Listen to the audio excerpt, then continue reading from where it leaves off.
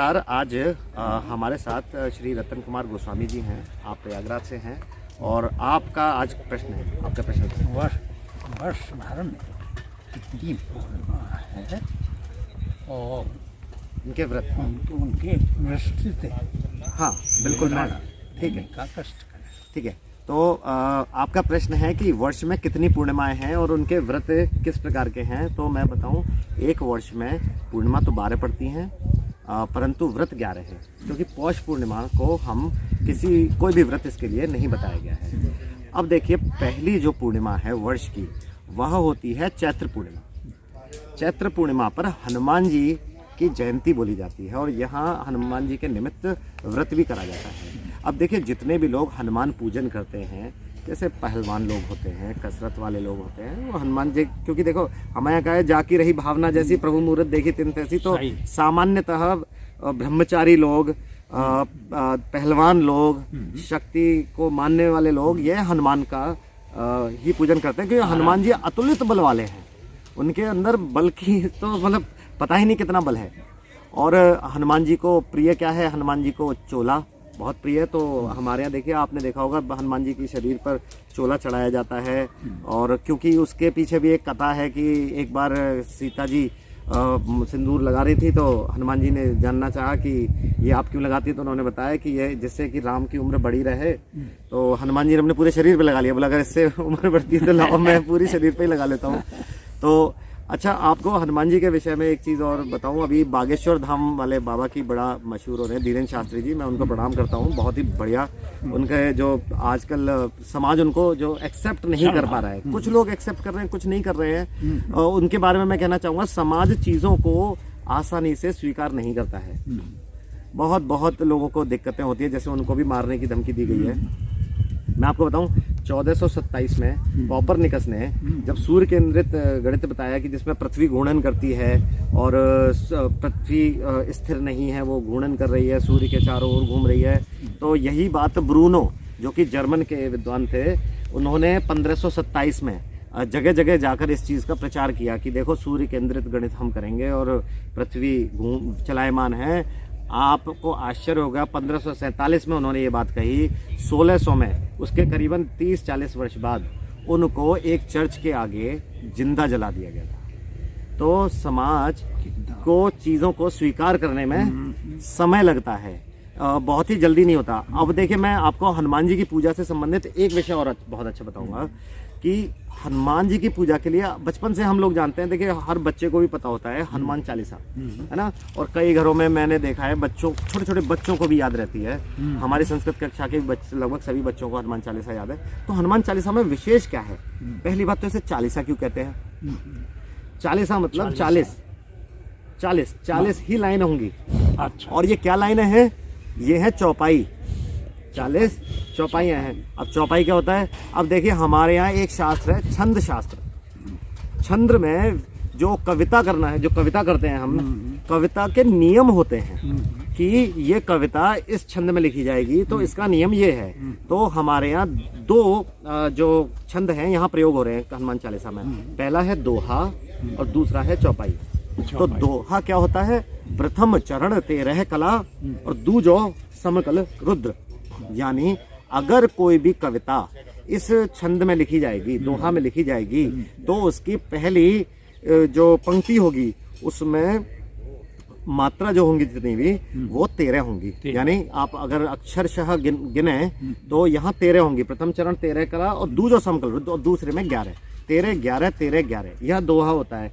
तो जो श्री गुरु चरण सरोज रज निजमन मुकुट सुधार, ये जो है ये दोहा है। और आप इसमें गिन सकते हैं 13-11-13-11। और इसके बाद जो हनुमान चालीसा में आगे चौपाइयाँ आरंभ होती हैं। चौपाइयों का भी नियम है कि हर पंक्ति में 16 मात्रा ही होंगी।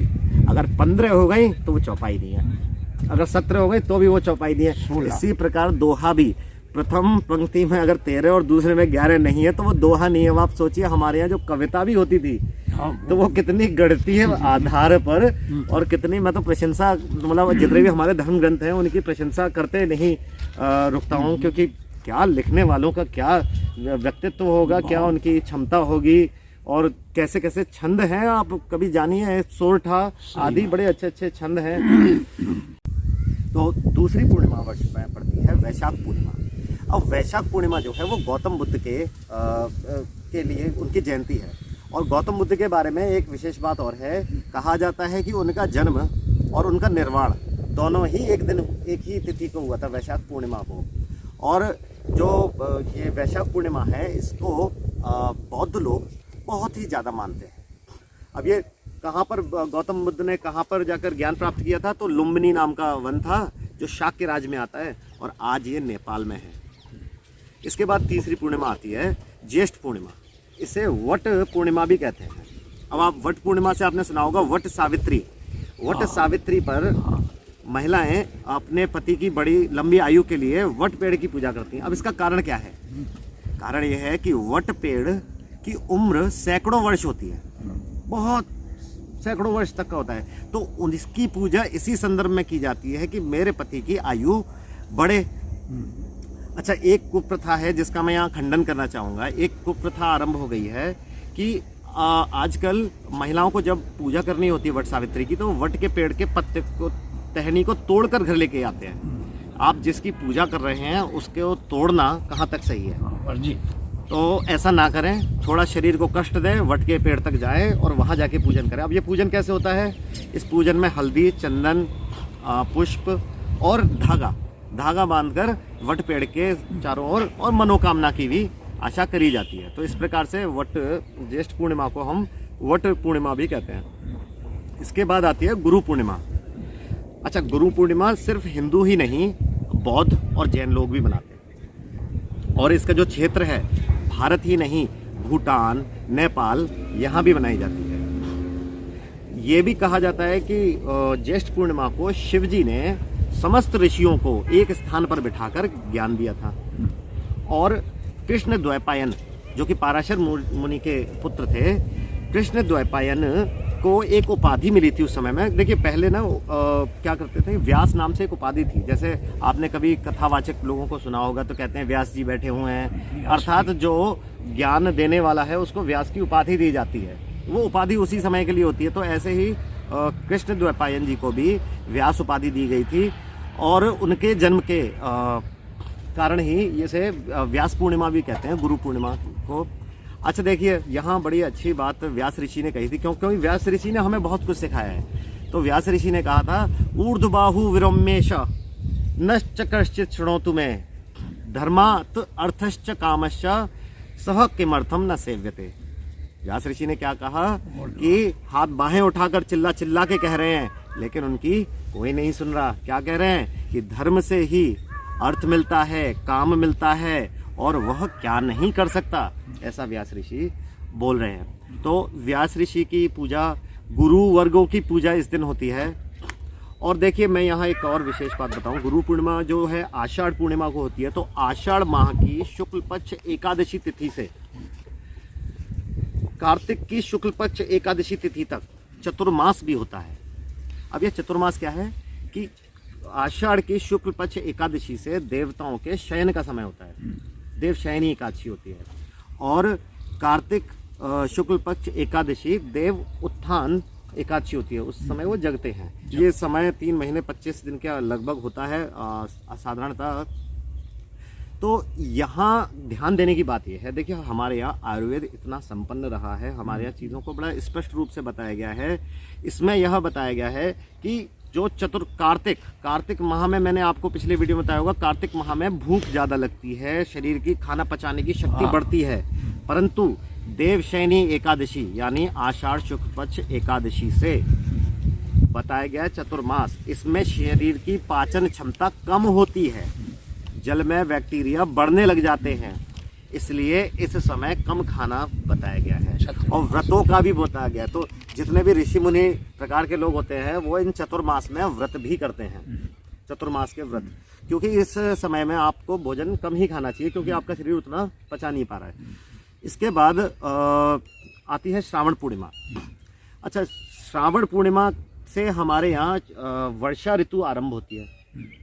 तो वर्षा के निमित्त यानी जल के निमित्त ये पूर्णिमा होती है। इसमें वरुण देव की पूजा, पहले ज़माने में वरुण देव की पूजा करी जाती थी, और जो हमारे भारत में जितने भी समुद्र के आसपास रहने वाले लोग हैं वो वरुण देव के मंदिर जाते थे। अब यहाँ मंदिर से याद आया, क्या भारत में वरुण देव का कोई मंदिर है? मेरी जानकारी में तो अभी नहीं है, परंतु मैं आपको बताऊँगा पाकिस्तान के मनोरा द्वीप में, जो कि कराची के आसपास है, वहाँ वरुण देव का इकलौता मंदिर है जो मेरी जानकारी में है, पता नहीं। और उसके मंदिर के बारे में बताऊंगा कि वह मंदिर आज एक मूत्रालय बन चुका है। वहाँ लोग मूत्र त्याग करने जाते हैं। इतना पाकिस्तान ने हमारी सभ्यता को संरक्षित करके रखा है, और यहाँ यूनेस्को आदि लोगों की नज़र यहाँ नहीं पड़ती है, यूएन आदि की। सूर्य, यहाँ आपको बताऊं, जल जो है वो सूर्य के भाई हैं। वरुण देव जो हैं वो सूर्य के भाई हैं। और वरुण देव की एक कथा श्री राम से संबंध में भी है कि वरुण देव का जब श्री राम ने वहाँ पर पूजन किया था 3 दिन तक, और 3 दिन तक जब वरुण देव नहीं उन्होंने स्थान दिया तो उन्होंने उन पे प्रहार करने के लिए शस्त्र उठाया था। तब वरुण देव ने कहा था कि आप मर्यादा पुरुषोत्तम है, तो मैं भी मर्यादा में बंधा हुआ हूँ, और मैं भी मर्यादा अपनी छोड़कर मार्ग नहीं दे सकता आपको। हाँ, एक उपाय मैं बता सकता हूँ कि आप विशेष प्रकार के पत्थर नल नील से बोले, वो उन्हें आर्किटेक्चरल नॉलेज है, तो वो इसमें डालेंगे तो वो पत्थर डूबेंगे नहीं। छठी पूर्णिमा है वह है भाद्रपद पूर्णिमा। इस भाद्रपद पूर्णिमा पे उमा महेश्वर यानी शिवजी और पार्वती दोनों के व्रत का करा जाता है। और इसमें शिव पार्वती का जो व्रत है ये पति पत्नियों के लिए और संतति प्राप्ति के लिए बड़ा विशेष व्रत है। और क्यों है, देखिए, शादियां तो लड़कियों की एक समस्या रहती है समाज में कि लड़की की शादी कैसे होगी, जल्दी होगी नहीं होगी, एक समस्या तो सबकी रहती है। परंतु ये भी आपको पता होगा कि लड़कियों को जल्दी शादी हो जाए इसके लिए पार्वती जी की पूजा बोली जाती है, और लड़कों को शंकर जी की पूजा बोली जाती है कि पत्नी समय से मिल जाए। तो यहाँ जो ये पूजा है ये पति पत्नी दोनों के लिए बड़ी अच्छी है, इसलिए संतति का लाभ भी इस व्रत को करने से होता है। और आपको ये भी पता होगा कि पार्वती जी ने शिव जी को पाने के लिए कितना तप किया था। तो यह ये भी दिखाती है कि एक दूसरे के प्रति कितना समर्पण संभव है, तो वो यहाँ होता है। तो भाद्रपद पूर्णिमा का जो व्रत है, इसमें आप शिव जी का और पार्वती जी का जो भी पूजन करते हैं बेलपत्र वगैरह आदि से, उसे करने के बाद ब्राह्मण भोज कराने की रीति हमारे यहाँ है। इसके बाद अगला है अश्विन पूर्णिमा। अश्विन पूर्णिमा को कोजागरी पूर्णिमा भी कहते हैं, और इसको रास पूर्णिमा भी कहते हैं। और एक इसमें जो व्रत करते हैं उसे कौमुदी व्रत बोलते हैं। कौमुदी, हाँ। अब देखिए, जो कोजागरी है, कोजागरी क्या है, इसके बारे में एक कथा है कि लक्ष्मी जी कहती हैं कि कौन जाग रहा है, जो जाग रहा है उसे तो मैं धन दूंगी, ये मान्यता है। तो इस रात्रि में लक्ष्मी जी की पूजन बड़ा विशेष है। और इस दिन यह भी है कि चंद्रमा पूरे वर्ष में इसी दिन, शरद पूर्णिमा वाले दिन, अपनी पूरी 16 कलाओं में होता है। तो चंद्रमा का भी पूजन इस समय में किया जाता है, और खीर बनाकर चंद्रमा की रोशनी में रात भर रखकर सुबह उसे ग्रहण करने का भी हमारे यहाँ रिवाज है, हमारे यहाँ होता है। मैं एक विशेष बात अश्विन पूर्णिमा के बारे में बताना चाहूँगा कि इसमें रात्रि जागरण बताया गया, रात्रि जागरण और पूजन, और लक्ष्मी जी का पूजन विशेष अवश्य करना चाहिए। इसके बाद अगली पूर्णिमा है कार्तिक पूर्णिमा। कार्तिक पूर्णिमा इसे त्रिपुरी पूर्णिमा भी कहते हैं। अच्छा देखिए, अब ये जो पूर्णिमा है इसका संबंध शिव जी से ही है, परंतु कैसे? तो देखिए, शिव जी के एक पुत्र हैं कार्तिकेय। कार्तिकेय, अब देखिए यहाँ कार्तिक महीना आ गया। अब कार्तिक महीना कैसे आता है? कार्तिक महीना कृतिका नक्षत्र की वजह से है। अब कृतिका कौन है? तो 6 कृतिका थी जिन्होंने शिव जी के पुत्र कार्तिकेय, उनका नाम भी कार्तिकेय क्यों है? देखिए, कृतिका नक्षत्र, कार्तिक महीना, कार्तिकेय, है ना। कार्तिकेय को किसने पाला? कृतिकाओं ने, 6 कृतिकाओं ने पाला था। तो उन 6 कृतिकाओं का पूजन भी इस समय बताया गया। और अगर इस पूर्णिमा पर चंद्रमा भरणी नक्षत्र में हो तो इसका मान बढ़ता है, और रोहिणी नक्षत्र में हो तो भी मान बढ़ता है। और यदि इस दिन कृतिका नक्षत्र में चंद्रमा है तो इसे महापूर्णिमा बोलते हैं, इसका मान बहुत बढ़ जाता है। हाँ, तो अगर आपको कैसे भी ये पता चलता है कि भाद्रपद कार्तिक माह की पूर्णिमा पर चंद्रमा यदि कृतिका नक्षत्र में है तो ये बहुत विशेष पूर्णिमा है, इसका व्रत ना भूलें। इसके बाद आती है मार्गशीर्ष पूर्णिमा। मार्गशीर्ष के बारे में विशेष बताया गया है गीता में 10वें अध्याय के 35वें श्लोक में बताया गया है कि छंदों में मैं गायत्री छंद हूँ, मासों में मैं मार्गशीर्ष हूँ, तथा यह भी कहा गया है कि ऋतुओं में मैं बसंत हूँ। तो इस पूर्णिमा पर श्री कृष्ण के पूजन का बहुत अधिक महत्व है और इस दिन दत्तात्रेय जयंती भी होती है, तो उनके निमित्त भी पूजन होता है। इसके बाद पौष पूर्णिमा तो मैं कोई व्रत नहीं बताया गया है। अगली जो आती है 10वीं वो है माघ पूर्णिमा, क्योंकि हमने पौष को हटा दिया। माघ पूर्णिमा में कहा जाता है कि माघ मास, क्योंकि ये तप मास है, क्योंकि इस मास में बहुत तप होते हैं। इस मास में कहा जाता है कि सारे देवता लोग पृथ्वी पर आते हैं और इस माह में स्नान दान बहुत विशेष है। जैसा कि आप तो प्रयागराज से हैं, प्रयागराज में कल्पवास इसी मास में होता है। माघ मेला बहुत बड़ा होता है, होता तो हरिद्वार आदि में भी है, परंतु जो ये प्रयागराज का जो है उसका क्यों है, क्योंकि प्रयागराज है इनको तीर्थों के राजा बताया गया। अब तीर्थों के राजा क्यों हैं? क्योंकि यहाँ पर गंगा यमुना सरस्वती जैसी तीन नदियाँ मिलती हैं। तीर्थराज प्रयाग की तो महाभारत और रामायण में बहुत प्रशंसा है, बहुत कुछ बताया गया है कि अमृत की बूंद, हाँ, वो सरस्वती नदी उसी रूप में। अच्छा, यह पूर्णिमा का आजकल जो चलन है वह बिहार, नेपाल और उत्तर प्रदेश तक ही थोड़ा सीमित है। यहीं के लोग ज़्यादा इसमें भाग लेते हैं। बाकी धीरे धीरे अब तो कम्युनिकेशन का ज़माना है, अब धीरे धीरे जानकारियाँ बढ़ेंगी और लोग अधिक ज्ञान करेंगे। फिर भी मैं आपको बताऊं, माघ मास में 3 स्नान विशेष हैं। बसंत पंचमी, माघ मास की अमावस्या और पूर्णिमा, ये बड़े ही विशेष स्नान हैं। संक्रांति भी बिल्कुल। अच्छा, इसके बाद अंतिम आती है फागुन पूर्णिमा। फागुन पूर्णिमा जो होती है, इसमें जो विचार होता है वो नकारात्मकता को त्यागने का विचार होता है, क्योंकि इससे संबंधित एक कथा भी थी कि हिरण्यकशिपु जो थे तो वो अपने पुत्र प्रहलाद को कहते थे कि मेरी पूजा करो, मैं ही सब कुछ हूँ, मुझे ही मानो।